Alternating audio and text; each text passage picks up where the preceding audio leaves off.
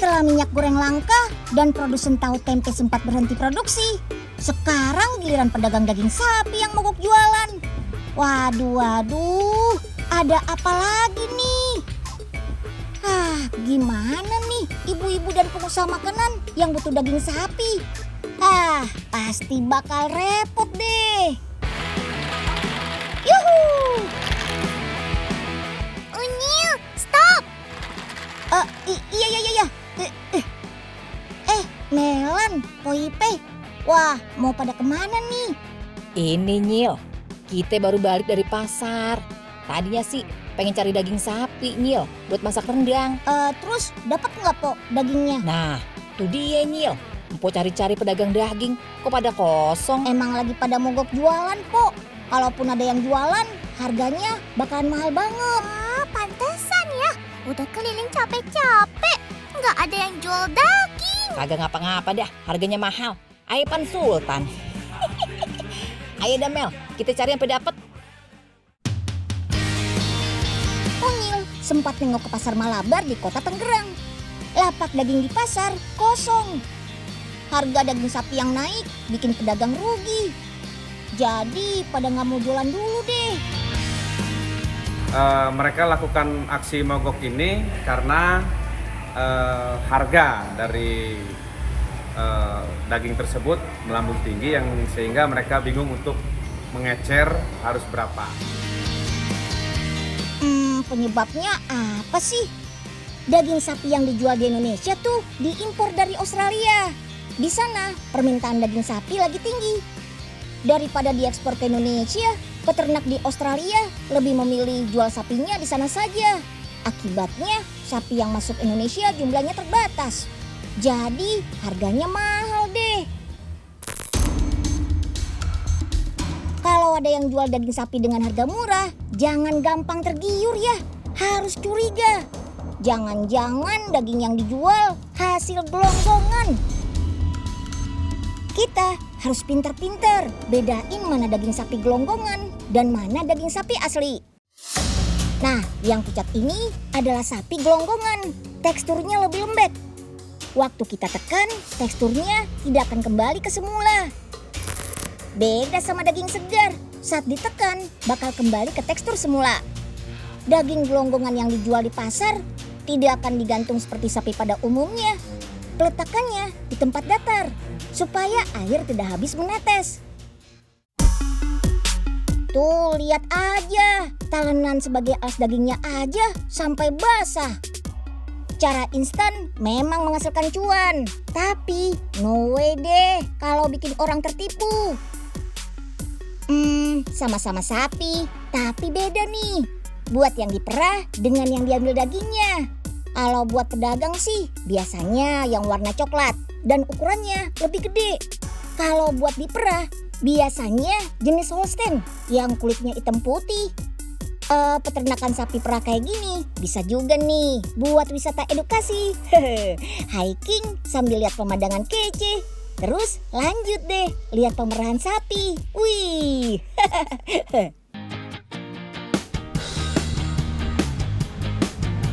Trekking versus hiking, apa sih bedanya?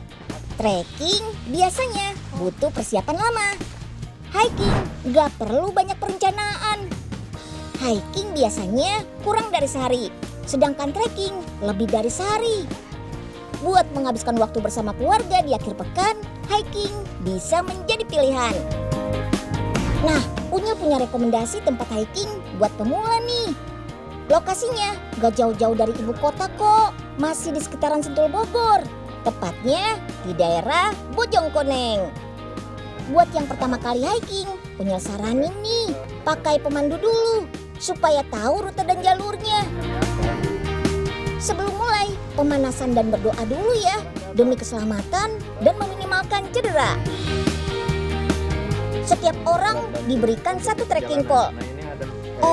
Jangan remehin tongkat sakti yang satu ini ya, karena bakal ngebantu banget.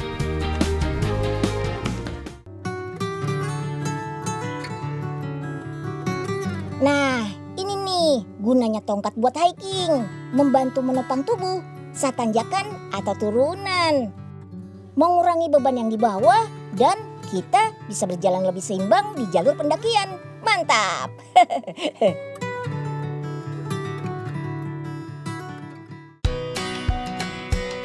Oh iya, kita bisa milih nih. Mau rute yang gampang, sedang, sampai susah. Kalau hiking bersama keluarga kayak gini sih, pilih rute yang gampang dulu aja ya. Ya, hitung-hitung ngenalin suasana alam pada anak-anak. Soal suasana panas atau adem, tergantung lokasi ya. Kalau rutenya banyak pepohonan rimbun, pasti lebih adem. Tenaga kekuras, kaki pegel, panas-panasan, bakal terbayarkan deh sama pemandangan di atas sini. Dari sini kita bisa foto-foto dengan background Gunung Salak. Buat yang mau hiking bersama pemandu, memang perlu biaya tambahan Rp200.000 per orang. Tapi keselamatan lebih terjamin.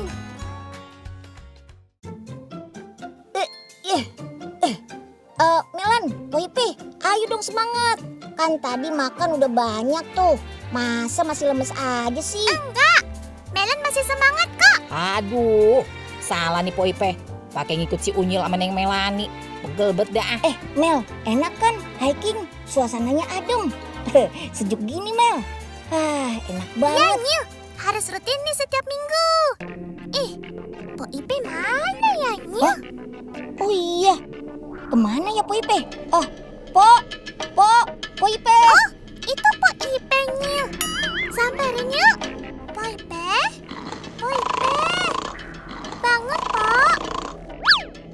Lucu gak, Bus? Aduh, siapa tuh yang ngagetin Aye? Ya ampun, Poipe. Belum 5 menit diajak ngobrol, udah hilang aja. Ternyata malah tidur. Aduh, maaf dah Yenyil, Neng Melani. Tadi Empo juga lagi jalan-jalan ke Jepang. Dalam mimpi.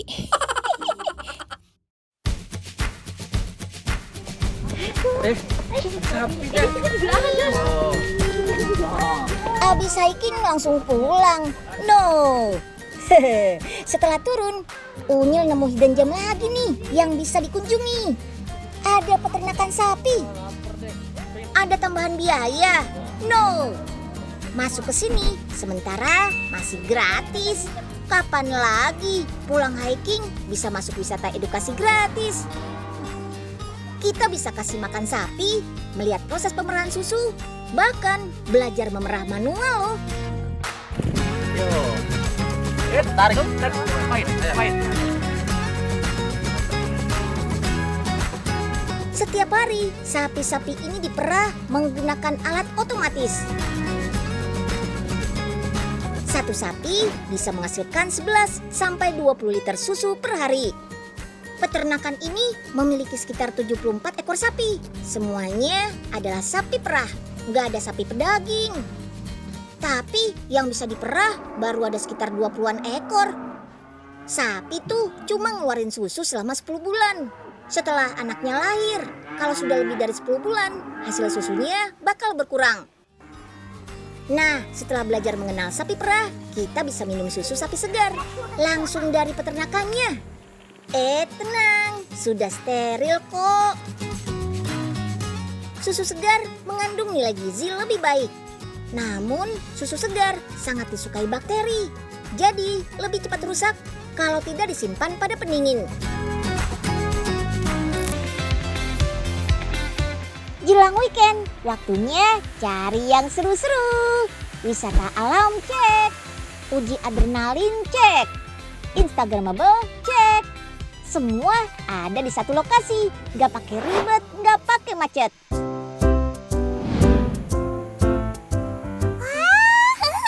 Asik banget. Udah lama gak ketemu. Diajakin healing sama Unyi. Iya, sekalian ngasih referensi ke penonton di rumah, Mel. Biar liburannya nggak ke situ-situ melulu. Iya ya, Nyil. Kalau libur panjang, biasanya rame-rame pada ke puncak. Bener, Mel. Uni lihat di sosmed tuh, Mel. Libur panjang kemarin aja, orang yang mau ke puncak tuh banyak banget. Masa dari Jakarta ke puncak nyampainya 17 jam. Padahal kan banyak tempat wisata keren kayak gini. Nggak jauh dari Jakarta lagi. Iya, suasananya adem, bisa mainan air terjun. Terus cakep juga kalau mau pamer ke sosmed, Mel. karena kan masih sepi, masih bisa jaga jarak juga. Dijamin aman deh. Next, kalau ada libur panjang lagi, mending cari tempat wisata yang masih belum banyak orang tahu deh. Kalau kata kakak-kakak Jaksel sih, hidden gem gitu deh. Like this one, Curug atau air terjun di Cibingbing, Sentul, Bogor. Dari Jakarta jarak tempuhnya sekitar 50-an kilometer. Kalau jalanan lancar, bisa sampai dalam waktu 1 jam 15 menit. Nah, lewat jalur tol, keluar di pintu Sentul Selatan.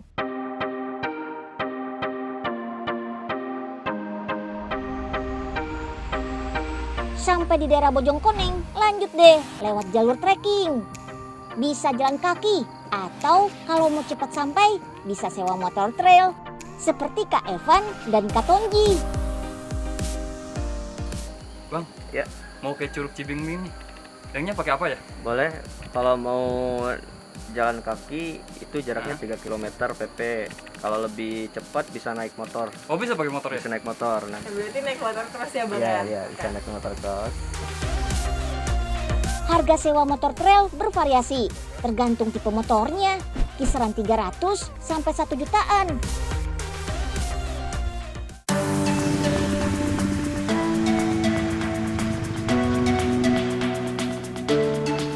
Yah, udah sewa motor jauh-jauh ke sini, masa cuma berendam atau foto-foto doang?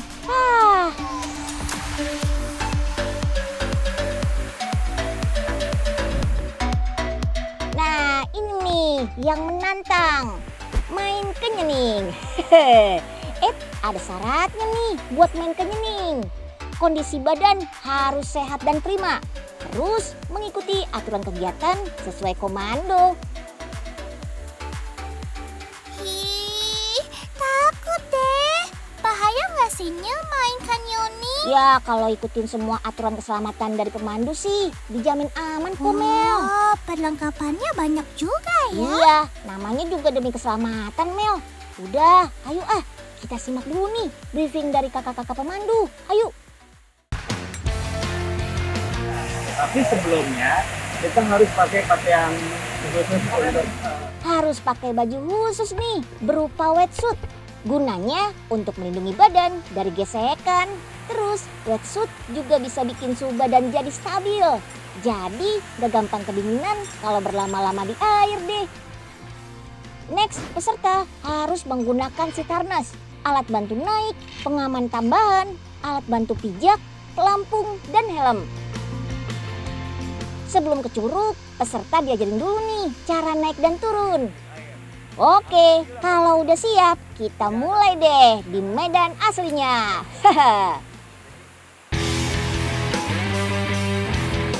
Di sini kita akan terus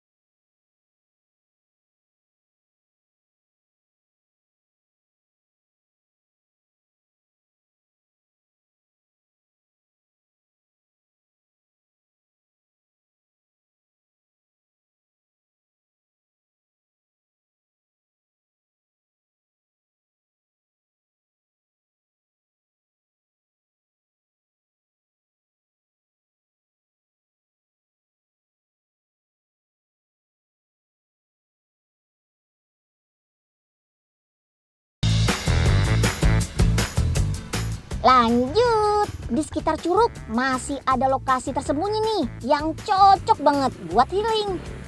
Hehe, biar seru, keliling naik motor trail lagi ya. Wuhuu! Motor adventure ini memang cocok di medan menantang. Jalanan berbatu, berlubang, berlumpur, semua bisa ditaklukkan. Unyil, kalau udah punya SIM, bonceng Melani pakai motor itu ya. Iya, tapi Unyil jemputnya depan gang ya. Ih, Unyil mah pintar doang. Jemput Melan depan gang. By the way, kalau naik mobil seru juga ya, Nyil. Tapi medannya susah gitu. Gampang itu Mel, kan bisa pakai mobil off-road. Biasanya kan mobil off-road tuh buatan luar negeri. Terus harganya mahal banget.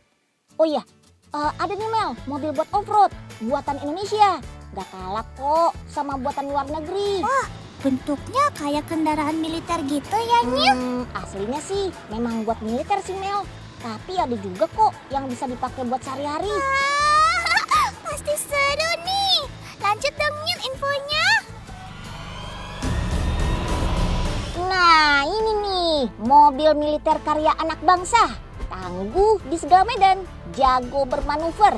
Kaca dan bodinya anti peluru. Namanya Maung. Dalam bahasa Sunda, Maung artinya harimau. Kayak harimau yang bisa lari cepat, Maung bisa melaju hingga 120 km per jam. Jarak tempuhnya bisa mencapai 800 km. Kali ini saya lagi nyoba kendaraan taktis Maung ya. Ini karakteristik kendaraannya besar, gagah, terlihat berani, dan ini kendaraannya cocok untuk di segala medan Sobat Unyil. Ini bisa saya rasakan sangat-sangat ringan sekali gasnya. Jadi tidak terasa berat ya. Wah, ini luar biasa, keren sih. Gesit dan lincah. Maung memiliki kemampuan yang baik untuk melewati berbagai medan sulit. Yap, Maung memang dibuat untuk perang jarak dekat di berbagai medan tempur yang sulit dilalui. Di dalam mobil ini ada beberapa fitur, yaitu fitur 2H, 4H, lalu 4L. Nah, untuk 2H ini biasa digunakan untuk di jalan-jalanan umumnya ya. Untuk di 4H ini biasanya digunakan cocoknya untuk di jalan tol atau di kecepatan tinggi. Lalu untuk 4L ini biasanya cocok untuk digunakan di medan-medan off-road ya. Mobil berkapasitas 4 orang ini cocok untuk kendaraan angkut pasukan tempur TNI Angkatan Darat. Biar gampang bergerak ke sana kemari, pintu kendaraan bisa dilepas dengan mudah. Karena buat kendaraan tempur, bagian atas kap mobil harus fleksibel. Baca berita pagi-pagi. Wah, ada kakak barista lagi bikin kopi. Habis kayak Ning dan off-road, enak banget nih ngopi-ngopi sambil lihat hamparan padi. Ya tadinya sih ini cuma warung kopi biasa. Terus karena banyak wisatawan datang, diubah deh jadi kafe kayak gini. Konsepnya ngopi di kafe tepi sawah. Di tempat kayak gini memang harus pinter-pinter memanfaatkan lokasi biar dapet cuan. Apalagi sekarang ini ngopi bukan sekedar minuman buat ngilangin haus atau ngantuk. Minum kopi tuh udah jadi lifestyle-nya orang kota. That's why banyak banget kan kedai-kedai kopi yang menghasilkan ampas kopi. Peneliti Universitas Indonesia memanfaatkan ampas kopi untuk bikin baterai. Info yang Unyil baca nih, masyarakat Indonesia menghabiskan 300.000 ton kopi tiap tahun loh. That's why ampas kopi diteliti, biar nggak kebuang begitu aja. Hasilnya ditemukan kalau ampas kopi tuh mengandung partikel yang cocok buat bikin baterai. Biasanya baterai yang bisa diisi ulang menggunakan bahan grafit semacam karbon untuk mengantarkan listrik. Setelah diolah, ampas kopi menghasilkan grafen yang berfungsi sama seperti grafit sebagai pengantar listrik. Caranya, ampas kopi dimasukkan ke dalam vakum chamber bersuhu 1200 derajat Celcius selama 3 jam. Sampai ampas kopi ini benar-benar kering. Hasilnya, ampas kopi berubah menjadi kristal seperti ini.